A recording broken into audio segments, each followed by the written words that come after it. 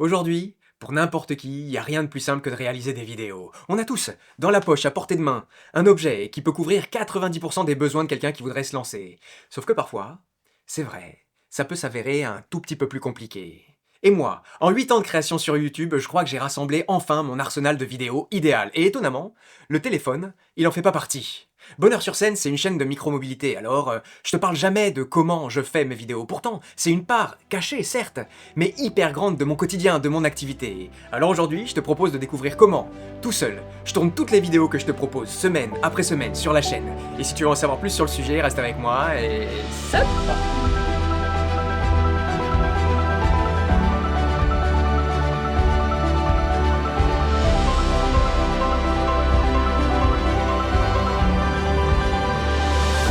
Et salut à toi! Alors aujourd'hui, quand on est youtubeur, on a le choix.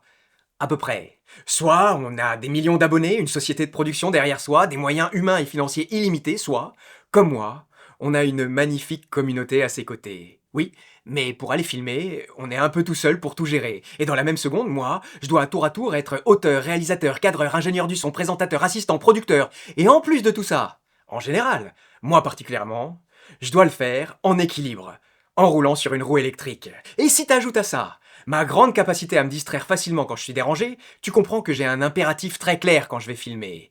Éviter toute forme de friction dans mon fonctionnement pour pouvoir me concentrer à fond sur la création. Et alors pendant longtemps, moi je pensais un peu naïvement, pour pas dire un peu bêtement, que pour progresser, il fallait acheter toujours du meilleur matériel et toujours le renouveler. Puis un jour je me suis rendu compte que rien ne servait de tomber dans le piège marketing de vouloir avoir toujours les dernières caméras à la mode. Filmer en 8K à 360 frames par seconde, ça n'a absolument aucun intérêt.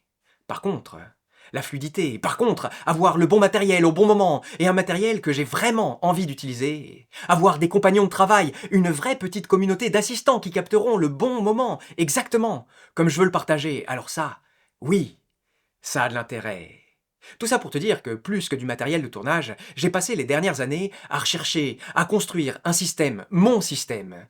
Et ce que je vais te raconter aujourd'hui, c'est pas une accumulation de matériel au hasard, mais une combinaison précise et réfléchie de ce à quoi j'ai abouti. Et d'ailleurs, puisque j'y suis, je tiens à dire que, officiellement maintenant, depuis quelque temps, une partie du matériel que tu vois arriver sur cette chaîne n'est plus financée uniquement par moi. Elle est financée par les contributeurs de la chaîne, les tipeurs, les Patreons et les membres YouTube. Et ça change beaucoup de choses pour moi. Parce que ça veut dire que chaque nouvel outil que je vais te montrer, aujourd'hui, n'est pas acheté pour remplir une étagère.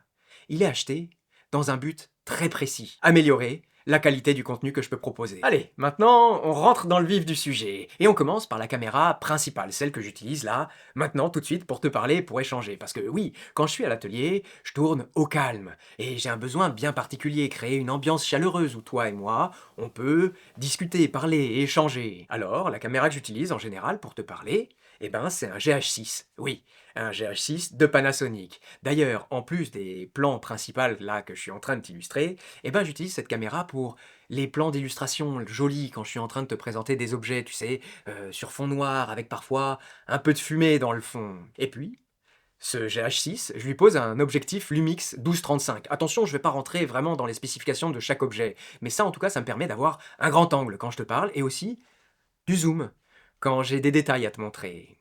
Et quand parfois je sors de l'atelier, il est plus souvent habillé d'un 14-140. Oui, ça me permet d'avoir à la fois un grand angle pour filmer de près, mais aussi aller chercher des lointains détails. Et ça aussi, ça me plaît, pour, en effet, beaucoup de polyvalence. Et puis, de façon presque indissociable aux objectifs que j'utilise, j'y accouple toujours un filtre ND variable. Le ND variable, c'est un peu des lunettes de soleil adaptatives, je dirais, pour les caméras. Ça permet de filmer en toutes conditions, et de changer juste ça, sans avoir à toucher au réglage interne de la caméra. Ensuite, et parce que depuis près de 100 ans maintenant l'image sans le son n'est rien, eh ben j'ai un micro qui m'a jamais lâché. Le plus simple des micros, je crois que c'est le Rode Micro, tout simplement. Et oui, j'en suis très satisfait, je l'ai jamais changé. Et alors, cette caméra, ce micro, ce setup là que je suis en train de te décrire, c'est un peu le fleuron de la flotte Bonheur sur scène, mais finalement, c'est peut-être la caméra dont je me sers le moins.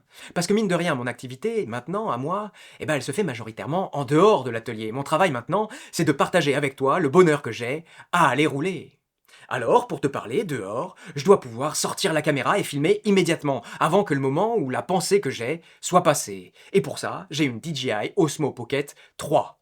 Une caméra que j'adore pour tout. Sa qualité d'image, ses fonctionnalités, sa compacité, sa fluidité d'utilisation. Et alors, la nouvelle version de la même caméra est sortie, mais franchement, j'aime tellement celle-là que je suis pas pressé de la changer. A noter que cette caméra-là aussi est affublée d'un ND variable. Couplé à cette caméra, et pour que tu m'entendes quand je te parle, parce que une bonne vidéo, comme je te disais, ça passe presque plus par un bon son qu'une bonne image, j'ai un micro qui est vendu avec le DJI Mic 2. La connexion à la caméra est automatique et presque instantanée, ça se fait tout seul, il a une bonnette qui coupe le vent très très bien, un vrai bonheur à utiliser. Maintenant, quand je vais alterner les plans de la roue avec des plans différents, des plans un peu plus larges pour te montrer comment je roule, pour transmettre le sentiment de liberté que donne la roue, j'ai une perche télescopique avec d'un côté la caméra dont je viens de te parler, elle est télescopique et réversible, oui, et de l'autre côté, j'ai une Insta360 X4, et avec elle, je fais des plans d'illustration de moi qui roulent. Et là aussi, c'est pas la dernière née des caméras 360, loin de là, mais elle est très utile pour filmer l'action, tout sur le moment et réfléchir à ce que je voudrais en faire après. Le gros avantage de cette caméra, eh ben, comme son nom l'indique, c'est qu'elle filme à 360 degrés. Donc en une prise, je peux me filmer moi, sur la roue, ou alors le décor qui défile sur le côté, ou sur le devant. Aussi, je peux avoir le même plan avec deux cadrages vraiment différents si je dois, par exemple, te montrer des informations à l'écran, hop, je peux demander au logiciel de me décaler sur le côté pour pouvoir tout afficher. Cette caméra, il faut bien le dire, elle a deux gros défauts selon moi. La première, c'est que elle oblige à passer par une application pour utiliser les plans qu'on a tournés. Et autant, il faut bien le dire, il faut le reconnaître, c'est très simple de le faire. Pour autant, c'est carrément moins plug and play qu'une caméra conventionnelle. Et puis aussi, pour moi, la vraie raison qui fait que je m'en sers pas vraiment de cette caméra, oui, autant que je voudrais en tout cas, c'est la qualité de l'image qui en ressort. Parce que d'abord, tu vois, c'est très bien, c'est une nouveauté, ils ont mis des caches ici pour que si jamais ça tape, ça m'est déjà arrivé, et ben il y a que le protège-objectif qu'il va falloir enlever. La mauvaise nouvelle, c'est que souvent il y a des poussières qui viennent se mettre dedans, et c'est des poussières que tu vois, surtout quand c'est bien éclairé. Le deuxième problème, c'est que tu vois, cette caméra est faite avec deux objectifs. Donc, il y a un objectif qui prend plus de 180 degrés de ce côté, plus de 180 de l'autre côté. C'est très bien, oui, mais après, il faut réunir les deux images et au milieu, il y a une ligne qu'on appelle le stitching. Et souvent, eh ben, ça se voit. Quand tu as le soleil qui vient éblouir cet objectif-là alors que l'autre est à l'ombre, eh ben, on fait comment à la jonction pour harmoniser les deux? Et puis, un dernier défaut, je te parlais des autres micros sur l'autre caméra qui se branchaient en une fraction de seconde. Sur celle-là, pour avoir le bon micro, eh ben, il faut constamment, à chaque fois que je vais vouloir parler, il va falloir la resynchroniser. Et ça, dans le contexte dont je t'ai parlé, c'est impossible à imaginer. Alors, j'imagine que dans le futur, ce sera réglé, mais pour le moment, tout ça contribue à faire que cette caméra a un niveau d'image clairement en deçà de celle-là, par exemple. Ensuite, et surtout pour les vidéos vélo, il faut bien le reconnaître, quand je parle à la caméra, mais aussi pour mettre la caméra dans des endroits un peu risqués, j'ai une fameuse caméra d'action. Et après avoir eu quasiment toutes les GoPro, jusqu'à la... Je sais plus, j'ai eu la 3, la 4, la 5, la 7, la 9, la 10...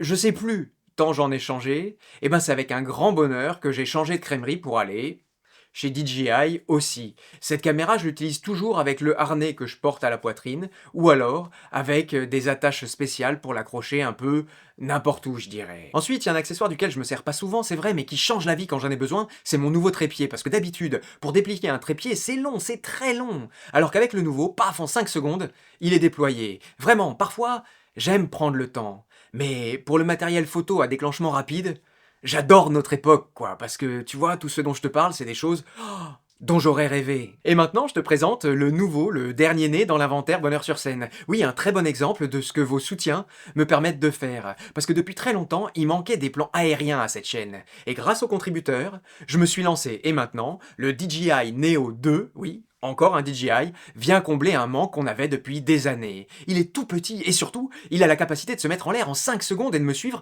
même quand je roule à 25 km/h. Et ça aussi, pour la fluidité, ça n'a pas de prix. Et donc, quand j'utilise toutes ces caméras, il faut que je sache, moi, ce que je suis en train de filmer. Ne pas me retrouver à la table de montage et m'apercevoir que le cadre est mauvais. Alors, pour être sûr d'avoir un plan sympa, je dois voir ce qui est en train d'être filmé. Donc, j'utilise le retour vidéo sur un téléphone que je porte à l'avant-bras. Tiens, et petite anecdote en passant, j'aime faire un truc un peu geek, tu me diras, mais important pour moi. J'étiquette tout mon matériel avec leur date d'achat, comme ça, je suis fier de voir l'amortissement qui est fait. Encore une fois, à contre-courant du constant renouvellement qu'on veut nous imposer, j'aime voir quand le matériel prend de l'âge à mes côtés. Enfin, comme je te disais, avoir du bon matériel c'est sympa, mais il sert à rien si tu n'y as pas accès facilement. Donc, quand je pars, je prends un sac caméra en mode sling. Et ça, le sling, pour moi, ça a été une vraie révolution. Pour trouver la fluidité dont je te parlais, le sling, pour tout ce que je fais, c'est waouh. Et donc, j'ai un Wondred 9 litres. Et pour le coup, si je pouvais trouver la même chose en 12 ou 16 litres, ce serait magnifique.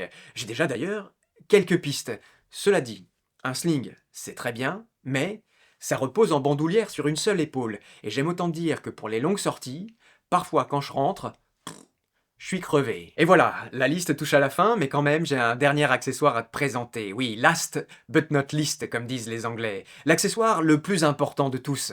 La fluidité et la praticité incarnée. L'objet qui élimine toutes les frictions pour aller d'un point A à un point B. Elle est magique, et tu la connais. La roue électrique.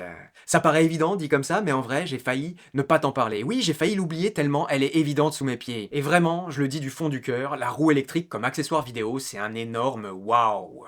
Tu sais, au départ, moi, la roue, je m'y suis mis par pure praticité. À l'époque où le skate électrique était à la mode, moi, je trouvais ça fou de pouvoir rouler et filmer, parce qu'on avait les deux mains libres. Et assez vite, oui, la roue est devenue mon compagnon, et je l'ai plus quitté. Et alors, ce qui est drôle, c'est que j'utilisais la roue pour faire des vidéos, et j'ai fini par faire des vidéos sur la roue.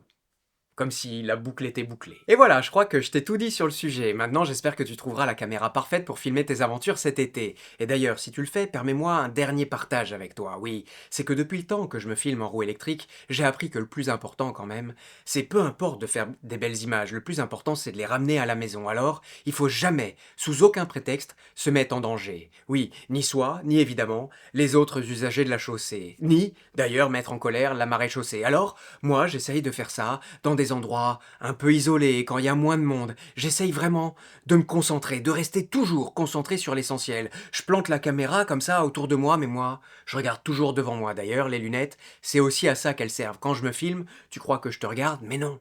Chut. Je regarde la route pour être sûr de pas me planter. Allez, moi maintenant j'en ai terminé, maintenant tu sais que c'est à toi de jouer, tu peux liker, partager la vidéo, t'abonner à la chaîne si ce que je fais te plaît. Tu peux aussi songer à participer au financement de la chaîne pour en améliorer le contenu en allant sur les plateformes de financement participatif. Parce que tu commences à le comprendre maintenant, de plus en plus, la chaîne n'est plus financée par la course aux vues, elle est financée par les gens qui ont envie qu'elle continue. Enfin, si tu cherches des informations ou si tu as envie de continuer la discussion, je te donne rendez-vous sur le site ou sur le serveur Discord de la chaîne. Tous les liens sont en description. Allez.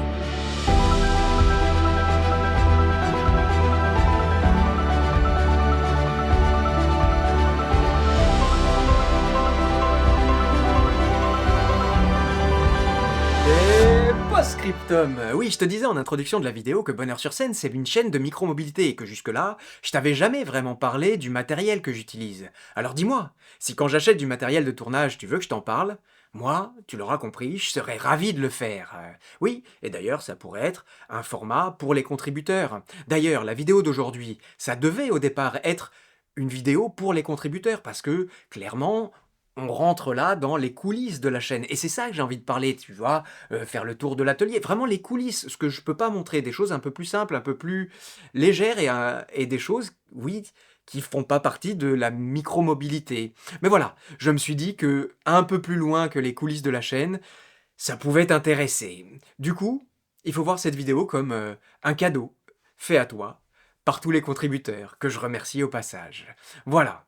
Merci à toi, merci d'être là, de regarder ce que je fais, merci aux contributeurs, encore une fois, merci à tous de faire partie de l'aventure de la communauté Bonheur sur scène et de continuer à m'encourager, tu vois, j'arrive pas à le dire, à créer.